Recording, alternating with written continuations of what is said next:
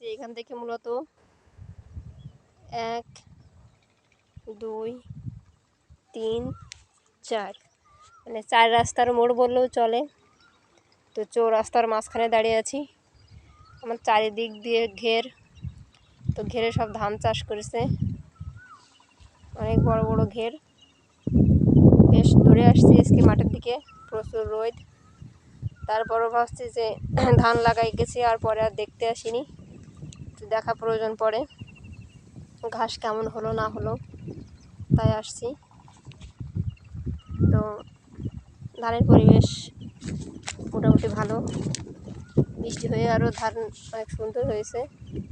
আর এখন রোদ প্রয়োজন, এই 1 মাস যদি ফাটাফাটি রোদ হয় তাহলে ধানের পরিবেশ আরও সুন্দর হবে। তো সব থোড় বেরিয়ে যাবে, ধান পাকার মতো পরিবেশ হবে। এখানে আবার লাউ চাষ করেছে।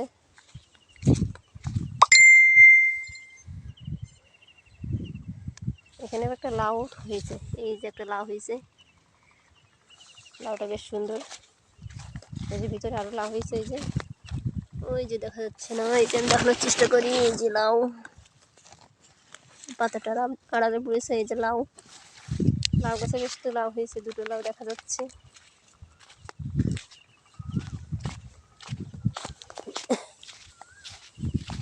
এই যে আমাদের গ্রামের মেঠো পথ, হেঁটে যাচ্ছি।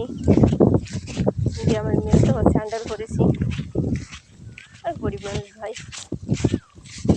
এই যে গ্রামের দৃশ্য অনেক সুন্দর, বাতাস হচ্ছে খুব সুন্দর।